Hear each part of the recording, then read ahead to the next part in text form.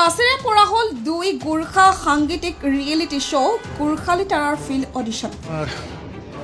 শুক্লাই চেৰফাঙৰ পূবদেবেলি আকচুৰ অফিচৰ আজি গোৰ্খালী তাৰা ছিজন 1 প্ৰথম শুভ আৰম্ভণি কাৰ্যসূচী ইয়াত মোক এই শুভ আৰম্ভণি কাৰ্যসূচীটো শুভ উদ্বোধন কৰাৰ কাৰণে আমন্ত্ৰণ কৰিছিলে। মই আমন্ত্ৰণ ৰক্ষা কৰিলোঁ। মই শুভেচ্ছা দিছোঁ গোৰ্খা জনগোষ্ঠীৰ ভিতৰত বিভিন্ন স্তৰত থকা প্ৰতিভা যিসকল ছাত্ৰ ছাত্ৰীৰ বা কণ কণ মইনাসকলৰ নিজৰ কণ্ঠ ভাল, কিন্তু এনেকুৱা ভাল হ'লেও নিজৰ কণ্ঠ ভাল হ'লেও প্ৰতিভা থকা ব্যক্তিসকলেও নিজৰ প্ৰতিভা দেখাবৰ কাৰণে এটা স্ক'প পোৱা নাছিলে। কিন্তু সেই স্ক'পটো দিয়াৰ কাৰণে যি প্ৰচেষ্টা গোৰ্খালী তাৰা ছিজন 1 এই উদ্যোক্তাসকলে প্ৰথম চিন্তা কৰিলে গোৰ্খা জনগোষ্ঠীৰ মানে বিভিন্ন দিশত আগবঢ়াই নিয়াৰ কাৰণে। সেই অনুষ্ঠানৰ জৰিয়তে মই ভাবোঁ যে গোৰ্খা জনগোষ্ঠীৰ ভিতৰুৱা অঞ্চলত থকা নিজৰ প্ৰতিভাখিনি দেখুৱাৰ কাৰণে এটা প্লেটফৰ্ম পাব। এই প্লেটফৰ্ম পোৱাৰ পাছত মই আশা কৰিছোঁ যে এটা সপোন আছিলে আমাৰ গোৰ্খা জনগোষ্ঠীৰ সামাজিক অনুষ্ঠানৰ দায়িত্ব থকা গোৰ্খা ছাত্ৰ সন্থাৰ যে নিজৰ জনগোষ্ঠীক বিশ্ব দুৱাৰত চিনাকি দিয়াৰ কাৰণে এইটো 1 ষ্টেপ আগবাঢ়িব। ঠিক তেনেকুৱা বহুতো আমি মিডিয়াত দেখা পাওঁ। বিনীতা চেত্ৰী ভণ্টিয়ে বিশ্বতে এটা সুনাম আনিবৰ কাৰণে তেখেতে সক্ষম হৈছিলে আমাৰ গোৰ্খা জনগোষ্ঠী। তো এনেকুৱা প্ৰতিভা থকা বহুতো অঞ্চলত গোৰ্খা জনগোষ্ঠীৰ ভিতৰত আছে। এইখিনি মানে ভিতৰুৱা অঞ্চলত থকা কণ কণ মইনাসকলে ছাত্ৰ ছাত্ৰীসকলে যি ইচ্ছা আছিলে নিজৰ প্ৰতিভা দেখাবৰ কাৰণে এই প্লেটফৰ্মটো এতিয়া পাব। এই প্লেটফৰ্ম দিয়াৰ কাৰণে মই আজি ধন্যবাদ দিছোঁ আমাৰ এই উদ্যোক্তাসকলক যে গোৰ্খালী তাৰা ছিজন 1ৰ যি উদ্যোক্তাসকলক আৰু তেখেতসকলৰ যি সপোন গোৰ্খা জনগোষ্ঠী বিভিন্ন দিশত আগবাঢ়ি নিয়াৰ এটা ষ্টেপ, এইটো ভাল এটা ষ্টেপ। এইটো ষ্টেপটো যাতে সপোনটো বাস্তৱত হয় আৰু সেই অনুষ্ঠানটো এতিয়া প্ৰথম নহয়, যাতে দীৰ্ঘ জীয়াই থাকে।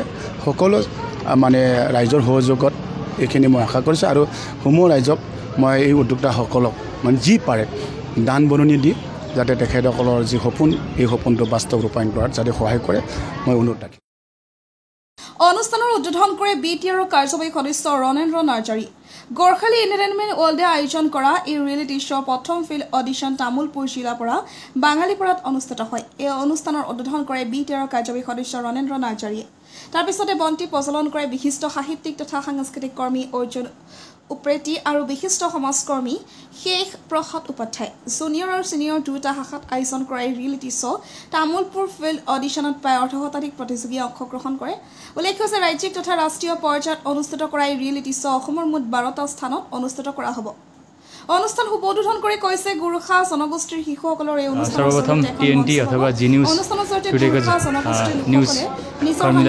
धन्यवाद ज्ञापन गर्न चाहन्छु। हामीको यो आजको यो गोर्खाली तारा खोज्ने क्रममा हजुरहरूले साथ दिनुभएकोमा धेरै धेरै धन्यवाद।